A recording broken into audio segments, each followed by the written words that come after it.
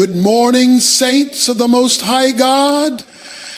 Now, I don't know what you've heard, and I don't know what you've been waiting for, but I stopped by to tell somebody that after July 2025, things will not remain the same. No, no, no. This is not just another date to circle on the calendar. This is a divine appointment on heaven's timeline. Now I need you to hear me today, not with your ears, but with your spirit. Because what I'm about to say is not just a good word, it's a God word. See, July 10, 2025 is not just a Thursday. It's not just another block on the calendar or another hot day in the middle of summer. No, family. It's a divine checkpoint, a spiritual marker. It's a day when God is setting things in motion that have been brewing for generations. See, God doesn't operate on our time, but he does move through time.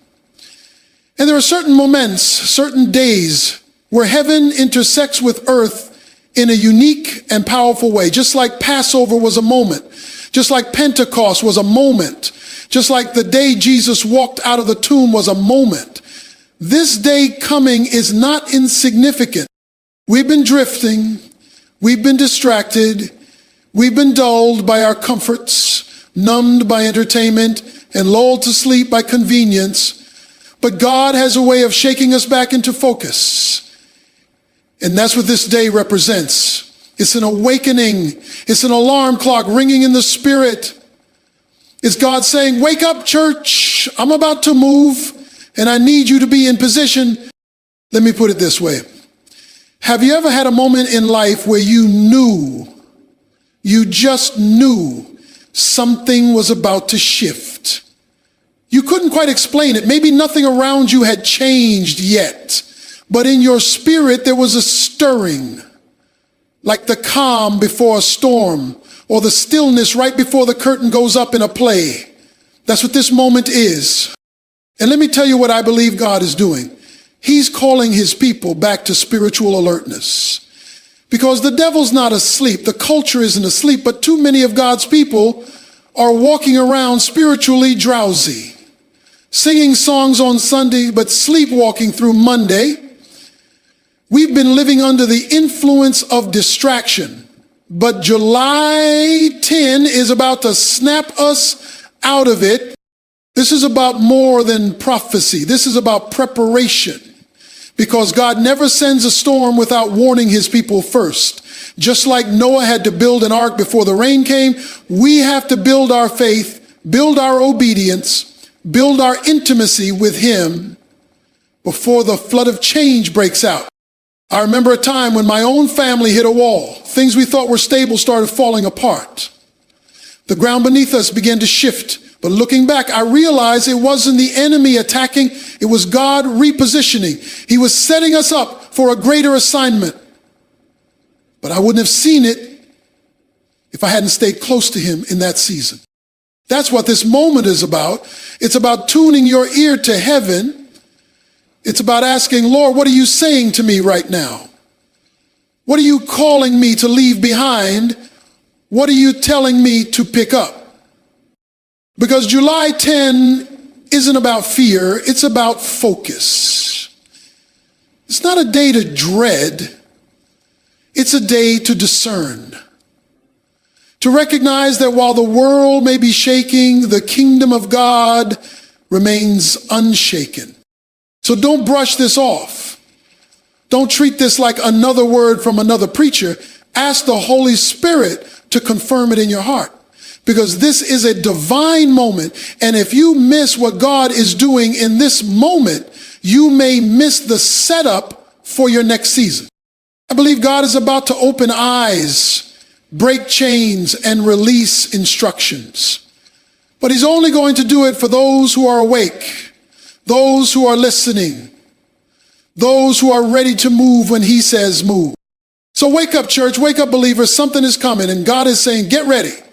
Let me tell you something, after July 10, 2025, you're going to start seeing something you can't ignore anymore. God is going to draw a line in the sand.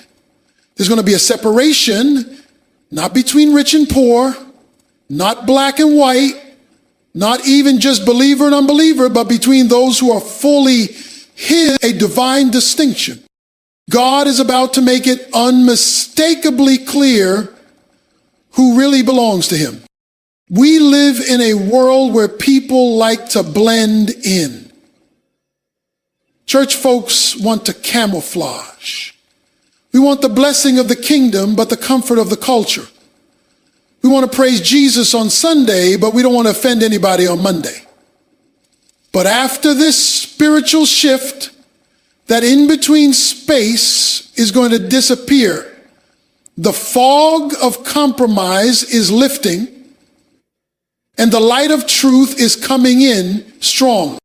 I'm talking about a spiritual sorting, not to shame, but to reveal, to expose who is serious and who is just sitting. You can't fake fire when the furnace gets hot. And God is about to turn up the heat. Not to burn you, but to brand you. To mark you as his. Do you remember how God treated Egypt and Israel during the plagues?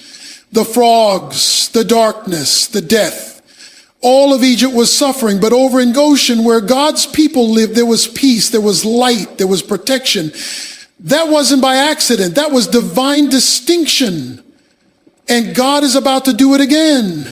He's going to make it obvious who is under his covering, not based on their title, not based on the church they attend, but based on their obedience, their alignment, and their surrender.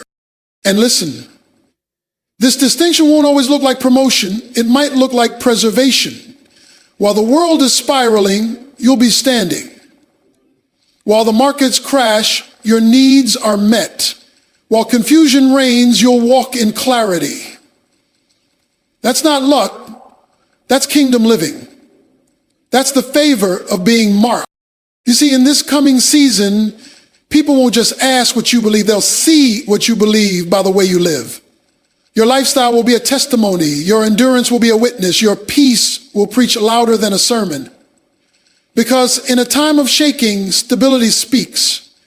And when everything around you is falling apart, but you're still standing tall, people will want to know who you're walking with. God is tired of part-time saints.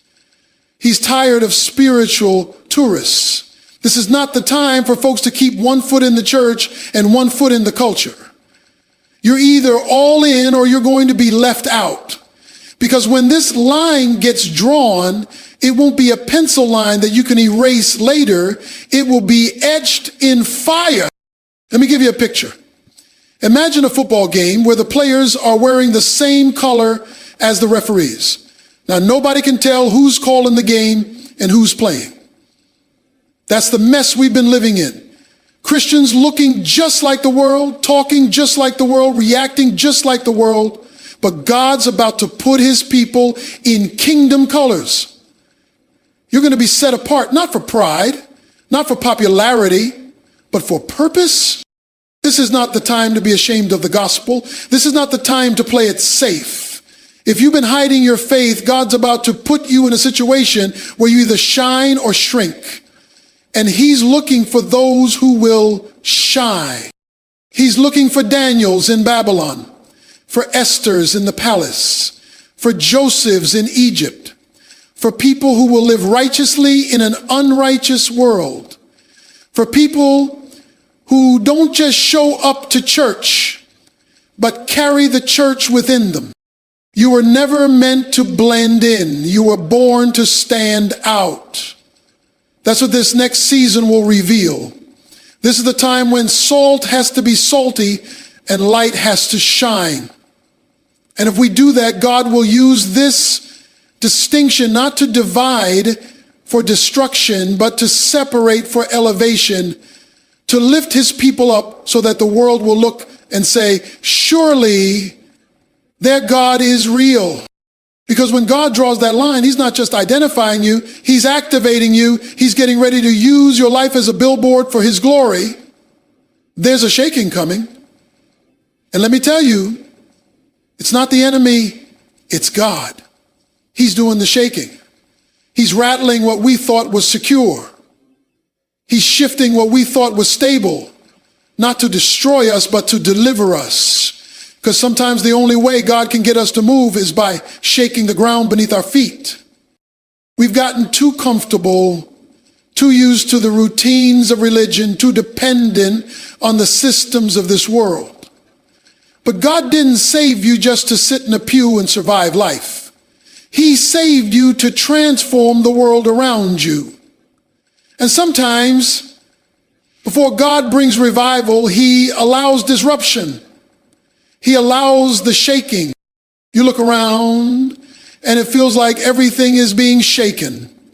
Politics, the economy, relationships, churches, leadership, even our very sense of truth and morality. The ground is trembling beneath institutions we thought would never fall. But that's exactly how God works. When he gets ready to elevate, he starts by exposing what can't be trusted. Hebrews 12 tells us that everything that can be shaken will be shaken, so that what is unshakable will remain. That's what's happening. God is shaking the counterfeit so that only the kingdom remains. He's shaking religion so relationship can rise. He's shaking comfort so calling can come alive. He's shaking idols so his people can see him clearly again. Do you remember the story of Gideon? God told him to cut his army down from thousands to just 300 men. That didn't make sense. It felt like a step backward. But God was shaking his dependence on numbers, on manpower, on human strength. Why? So that when the victory came, only God could get the glory. That's the kind of season we're entering. God is shrinking our false security. He's reducing our props. He's eliminating our spiritual crutches. Not because he wants us to fall, but because he wants us to lean completely on him. He wants to raise up a people who don't waver in the storm, because their foundation isn't built on sand, it's built on the rock. And this shaking, it's not just external, it's personal, it's spiritual. God is going to shake your pride, shake your compromise, shake your secret places, not to humiliate you, but to heal you. He's going to stir up the things you've been burying, wounds you haven't dealt with, sins you've been tolerating, fears you've been feeding, because he loves you too much to let you stay stuck. It's going to feel uncomfortable. It's going to stretch you. But if you lean in, you'll find that the shaking is not the end. It's the beginning of something deeper, something greater, something eternal. Some of you are in the middle of that right now. Everything's shifting around you. People are walking away. Doors are closing. Prayers seem unanswered. But could it be that God is moving things out of the way so he can move you into place? Could it be that he's shaking what's around you because you've been building on the wrong foundation? Let me tell you from experience, there were seasons when I thought God had abandoned me, when everything familiar was being stripped away. But looking back, I realized he was just rebuilding me from the inside out. He was making sure my faith wasn't in the blessing, but in the blesser. Not in the platform, but in the presence. So don't be afraid of the shaking. Don't resist the shift. It's a divine setup. God is breaking the ground so new roots can grow. He's knocking over the old structures so that something stronger and purer can rise in their place. This shaking is necessary. It's holy. It's how God clears out the clutter so he can fill us with fire. Because only when the dross is removed can the gold shine.